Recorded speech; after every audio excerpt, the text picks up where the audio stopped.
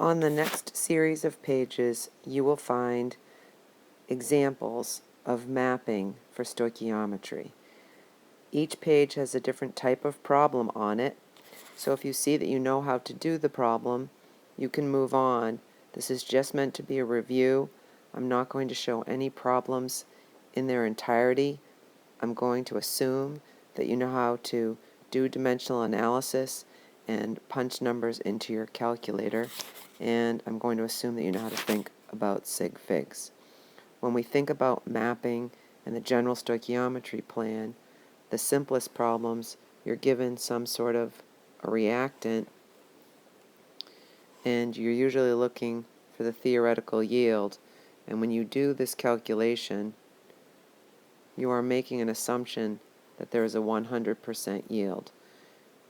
And I believe that you have an understanding already that in order to move from one side of a reaction to the other side of a reaction, that you have to do a mole-to-mole calculation that relies on a balanced chemical equation.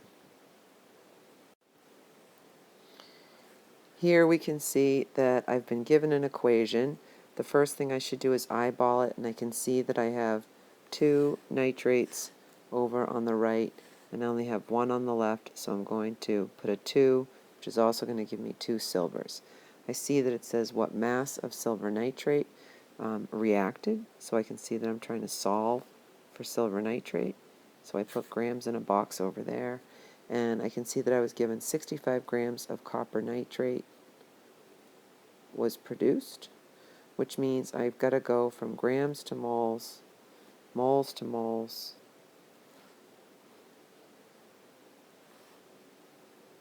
and then I'm going to go from moles to grams. This map does not have to be large.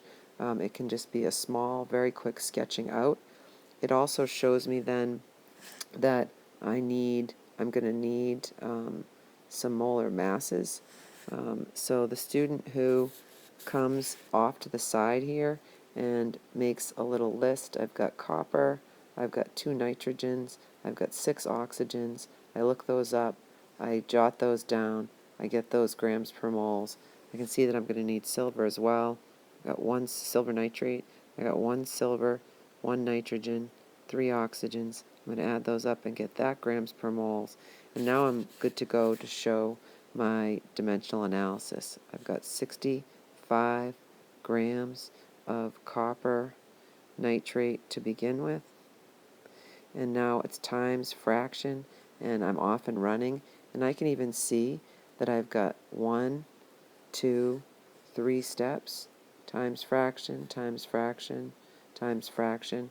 I can fill in and I can go. I'm going to assume that you know how to do the dimensional analysis to finish this problem, that you understand that the copper nitrate that's up to begin with, that the grams has to go down, which means we're going from grams to moles of copper nitrate, and that you fill all of that in and you include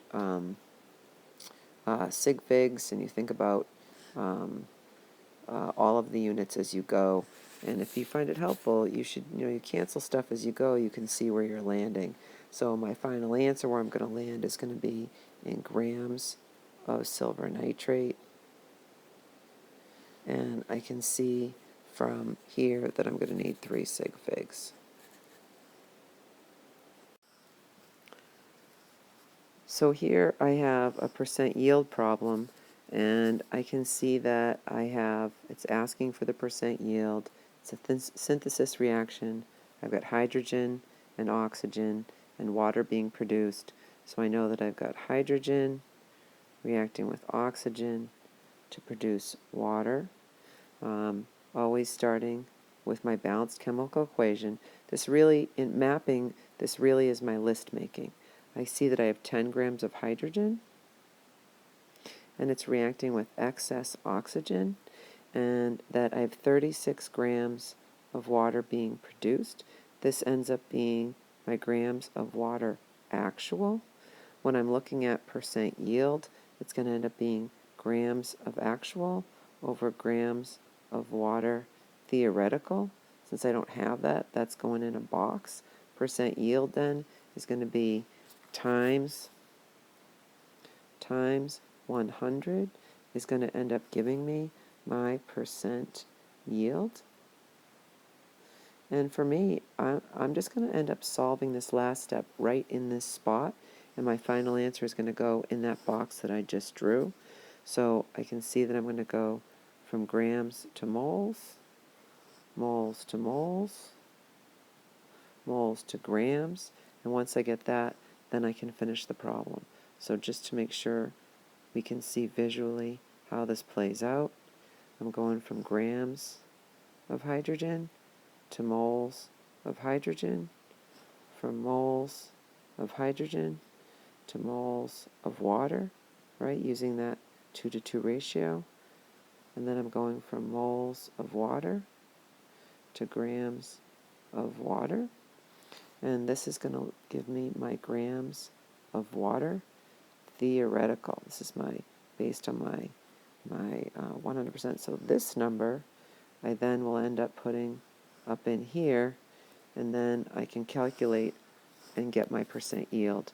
Thinking about sig figs, I can see that I have 3 sig figs.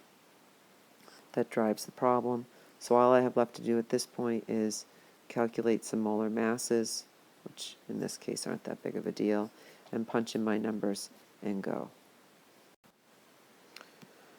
So in this problem, we can see that we've been given a percent yield. So it's not about calculating a percent yield, it's about using a percent yield. So it says, determine the mass of water produced for the synthesis reaction of 10 grams of hydrogen reacting with excess oxygen. So we have our nice simple equation that helps us focus on the model of how we show the problem solving. And I've got 10 grams of hydrogen and excess oxygen.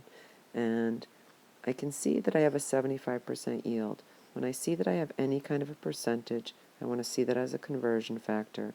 And in this case, it means that ultimately I'm looking for grams actual of water. I'm trying to solve for that. And since I have a percent yield, I'm going to write that down as a conversion factor. 75 grams actual over 100 grams theoretical. And I can see that that is then going to be a conversion factor, that I can go from grams to moles, I can go from moles to moles, I can go from moles to grams, and I can go from grams to grams, theoretical to actual, using this as a conversion factor.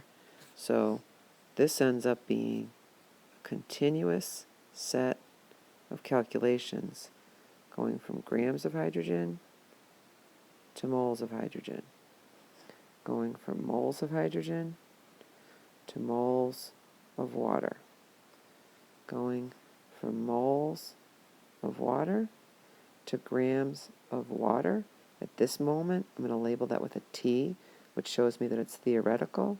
Now I want to go from grams theoretical to grams actual, which is where I'm going to use the 75 grams actual per 100 grams theoretical, and I can see that's then going to land me with grams of water for my final answer. I can see that I have 3 sig figs here and 3 sig figs for that percent yield, so that's going to drive my 3 sig figs for my final answer.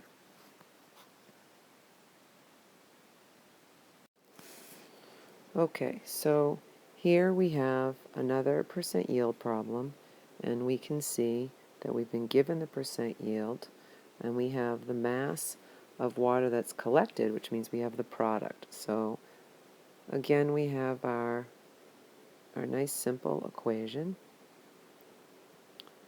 so that we can focus on how we map the problem. And it says determine the mass of oxygen. So now I'm trying to get here. Reacted with excess hydrogen. In the synthesis reaction for water, if the reaction has a 45% yield and 25 grams of water is collected. Well, that means that I have 25 grams of actual that I already know, and I have a percent yield, the student who writes that percent yield down as a conversion factor, is going to use that conversion factor correctly. Okay, so I can see that I've got actual. I'm trying to get over here to this grams of oxygen, which is a theoretical amount in a sense. It's what I started with. And I know what I actually produced. So I have to go from grams actual to grams theoretical, which will then let me go to moles, which will then let me go to moles of oxygen, which will then let me go to grams. And you can see that I'm not worried about the quality of my map. I'm at this point just chugging and showing myself where I'm headed. So I can see that I've got my 25 grams of water actual to begin with, times fraction. So I'm looking to get rid of that grams of water actual and go to grams of water theoretical.